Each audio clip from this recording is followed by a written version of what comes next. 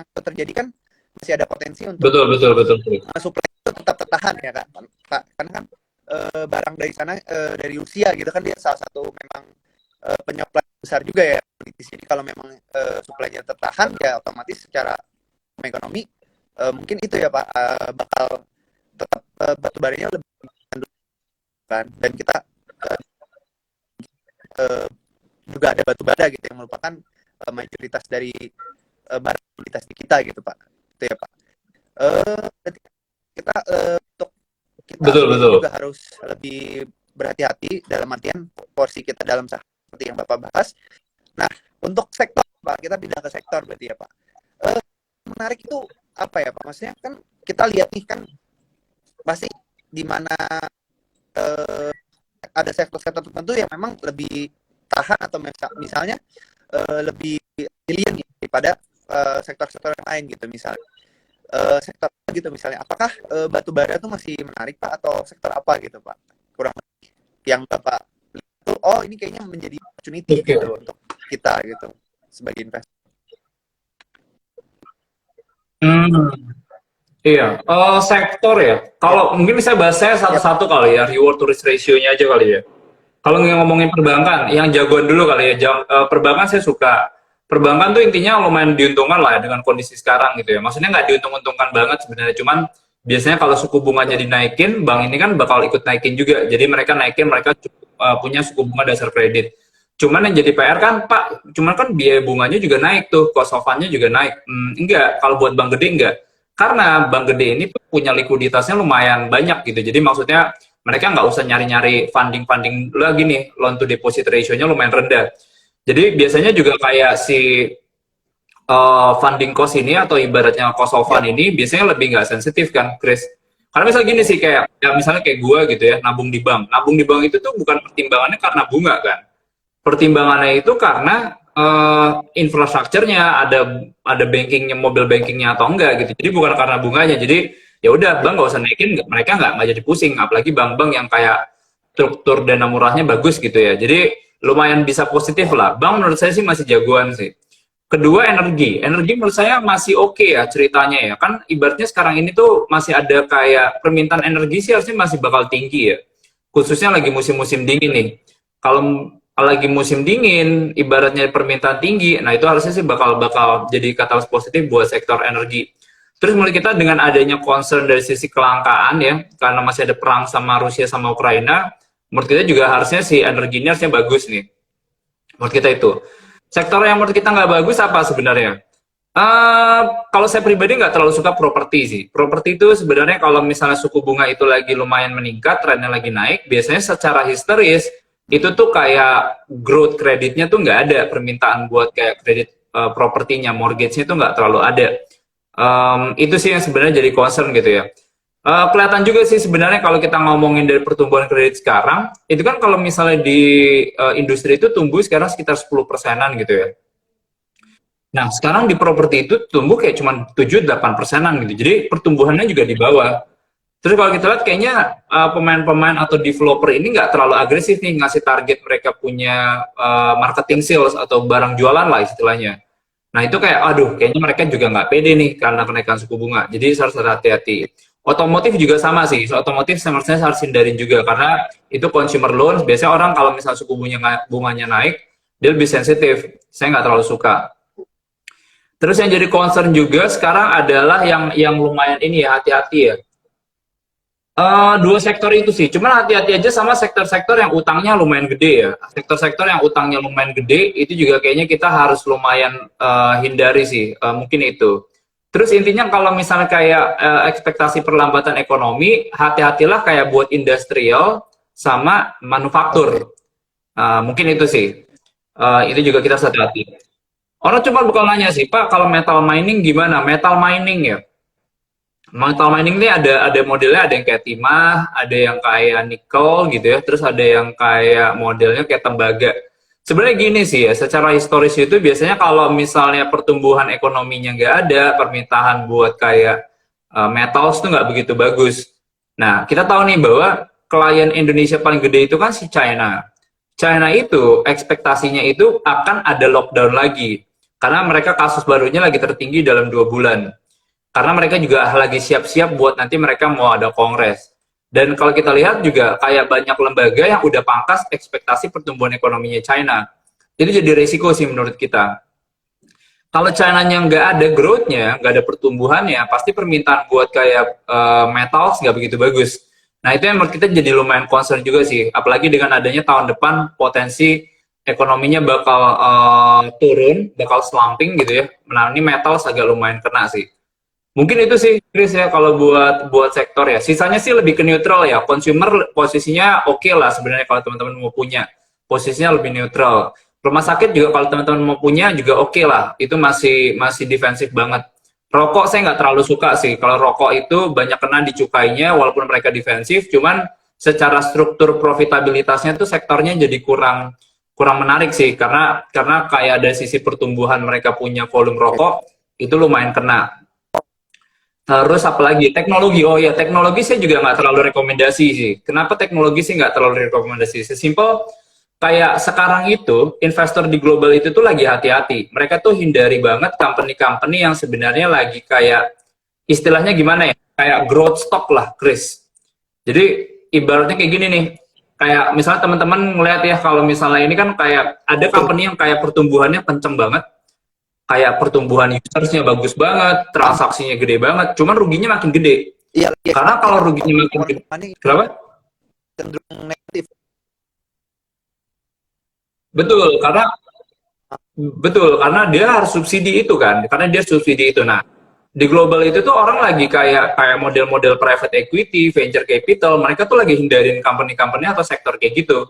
Nah, jadi itu yang sebenarnya jadi hati-hati deh gitu. Maksudnya kelihatan lah kalau kita lihat Nasdaq pre-issue itu jauh lebih konvensional kayak model-model value NP lah. Nah, itu yang saya sebenarnya hati-hati deh kalau buat yang tech company, apalagi suku bunga lagi naik, biaya modal tuh bakal mahal banget. Nah, saya nggak terlalu saranin sih buat teknologi sih.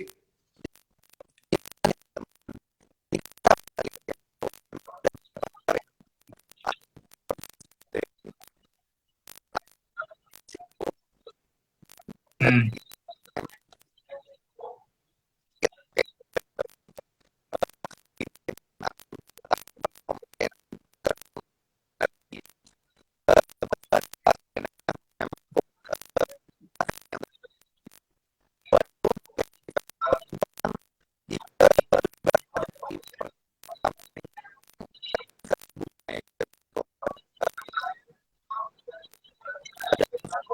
Betul.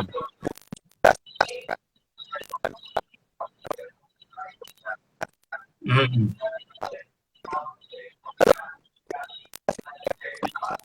Betul, betul.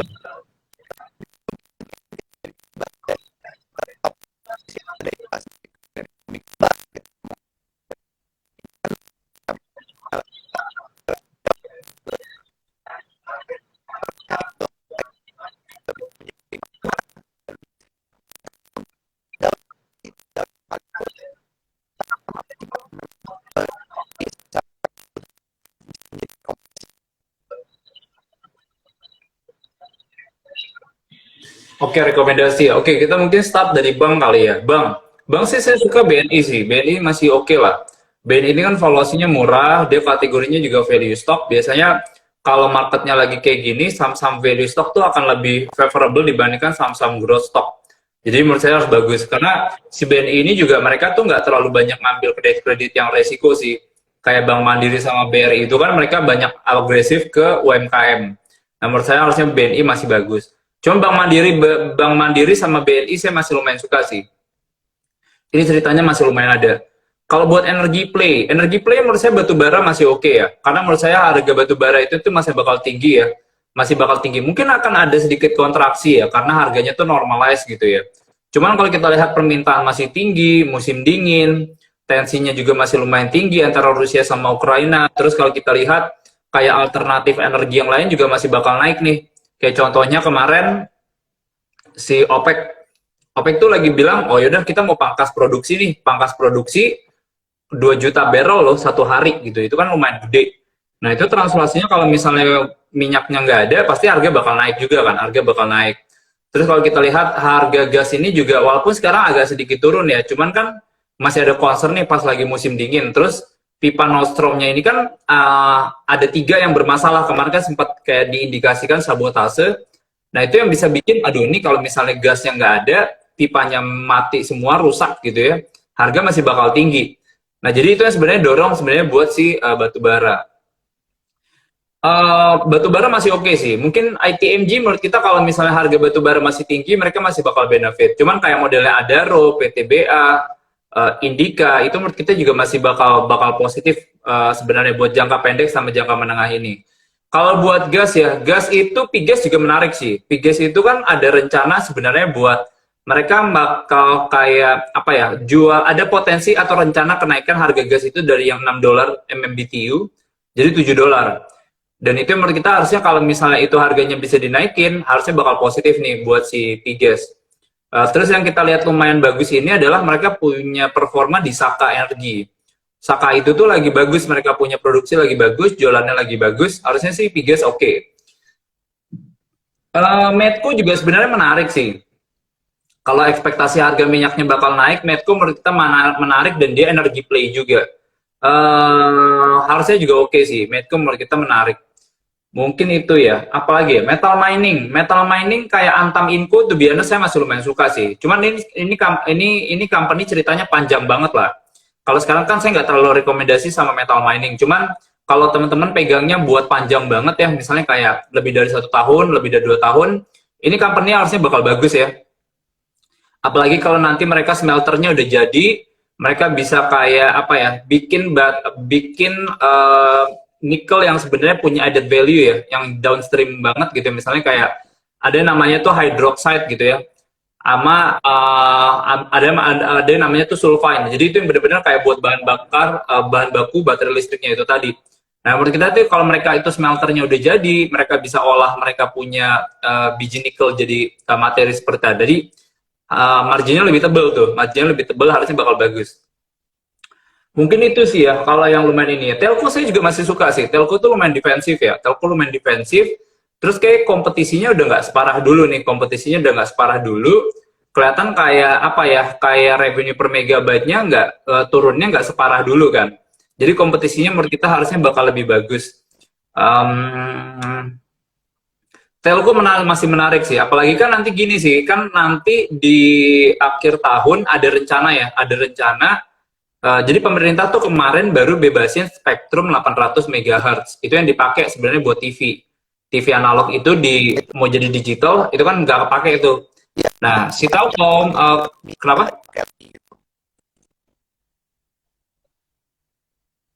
Nah, benar, iya. Nah, jadi ada rencana itu bakal ditender. Kalau itu ditender, translasinya harusnya bakal bagus nih buat pemain telco. Karena selain itu bakal memperkuat posisi mereka ke 5G, walaupun nanti, cuman itu bakal bikin kualitas jaringannya itu bakal lebih bagus gitu. Jadi telco harusnya bagus sih. Telco saya suka Telkom ya, karena neraca dia lumayan kuat sih. Neracanya lumayan kuat. Terus saya suka kayak mereka punya IndiHome ya, IndiHome bagus gitu ya. Saya lumayan suka ceritanya sih. Jadi wah ini apa sih? Jadi maksudnya memang tetap ada peluang-peluang juga ya, gitu ya. Kita kali di dan berarti kalau untuk Indonesia sendiri secara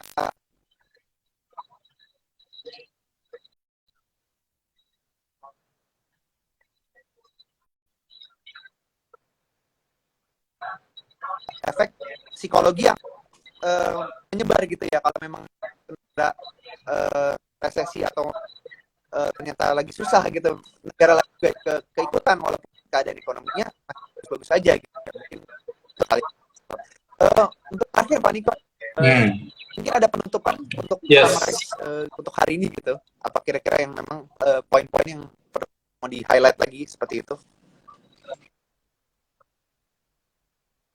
Ya, oke, summarize. Oke, mungkin saya nggak, intinya gini sih, kayak saya tahu saham itu adalah forward looking ya. Kita ibaratnya kan ada kayak beli saham itu kan based on expectation. Cuman sekarang ini menurut kita kalau ketidakpastiannya lumayan tinggi, kita nggak boleh lebih forward looking. Karena forward looking ini banyak dipenuhi ketidakpastian. Saran saya sih sebenarnya lebih data driven atau lebih lihat historicals gitu. Jadi once data driven, datanya bagus, mungkin kita bisa lebih agresif, naikin kita punya posisi. Jadi kalau saran saya sih mungkin kita nggak boleh terlalu agresif dulu ke pasar, mungkin punya porsinya dikit kali ya, I can say kurang dari 50% gitu ya. Cuman kita lebih data driven, nggak boleh terlalu forward looking, karena banyak ketidakpastian sebenarnya. Kedua, ya sebenarnya dari sisi sektor selection-nya kita harus lebih hati-hati juga.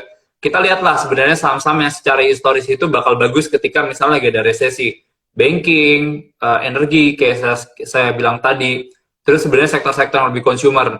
Mungkin itu sih. Terus ya hati-hatilah sebenarnya buat company-company yang growth stock ya. Jadi kalau kita lihat di global itu ya growth stock ini udah lumayan kena nih. Sekarang tuh kalau misalnya lagi krisis, biasanya tuh value-value stock tuh bisa lebih perform dibandingkan growth stock. Mungkin itu sih Chris in summarize. Cuman teman-teman intinya nggak usah panik, nggak usah takut gitu ya. Kita lebih data driven. Posisi Indonesia jauh lebih kuat dibandingkan negara yang lain. Kita bisa dibilang akan terhindar dari resesi karena ekspektasi growth kita masih bakal positif. Jadi ini yang harusnya bakal bagus buat Indonesia buat jangka panjangnya gitu. Kita ngomongin jangka panjang tuh berarti lebih dari 1 tahun ya. Cuman buat jangka pendek menengah harus agak hati-hati aja sih. Wah, Mungkin itu sih Chris. Itu